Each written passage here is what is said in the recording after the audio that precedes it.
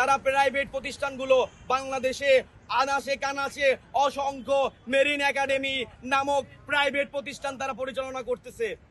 কি জন্য তারা অসংখ্য নাবিক তৈরি করতেছে প্রাইভেট প্রতিষ্ঠানের মাধ্যমে?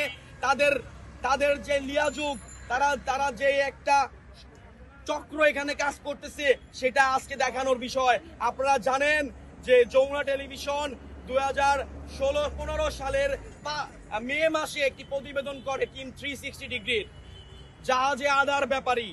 সেই প্রতিবেদন আপনারা দেখলে ক্লিয়ার হবে যে তাদের যেই হাতে যে ক্ষমতা আছে তারা সেটা কিভাবে ইউজ করতেছে।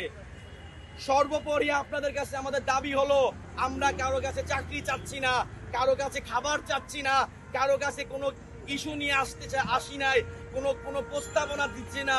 আমরা শুধু আমাদের অধিকার, আমাদেরকে আমরা যে ক্যাডেট, আমরা যে মেরিন ইঞ্জিনিয়ার, সেই দাবি দেওয়া আপনাদের কাছে তুলে ধরলাম যে আমাদের সিমেন বুক কন্টিনিউয়াস ডিসচার্জ সার্টিফিকেট তা প্রদান করলে চাইনিজ গভর্নমেন্ট আমাদেরকে জব প্রদান করবে।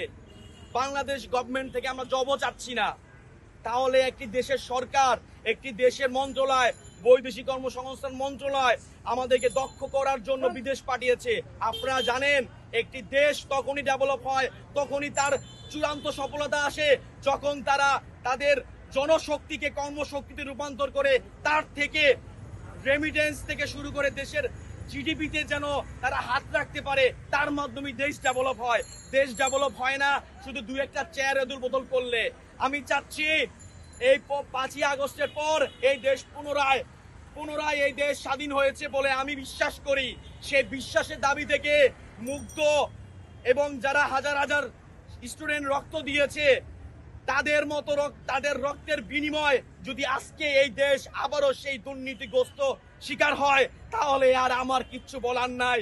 আমি একজন এই দেশের নাগরিক, আমি একজন ইন্টারন্যাশনাল স্টুডেন্ট হিসেবে ওই দেশ থেকে রিপ্রেজেন্ট করেছিলাম। এই দেশকে হাজার হাজার স্টুডেন্টের মাঝে আমরা রিপ্রেজেন্ট করে দেশে ফিরে এসেছি। কিন্তু আফসোস, এ দেশ আমাদেরকে প্রপার গাইডলাইন দিতে পারতেছে না, প্রপার সম্মান দিতে পারতেছে না। আমরা তো রাষ্ট্রীয় কোনো সম্মাননা চাচ্ছি না, আমরা চাচ্ছি নাবিক।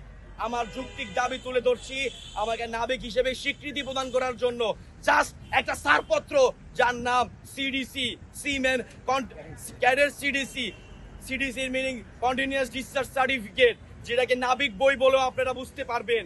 তাহলে কেন আজকে আমাদেরকে এইভাবে বৈষম্য স্বীকার করে এই রাজপথে নামানো হয়েছে?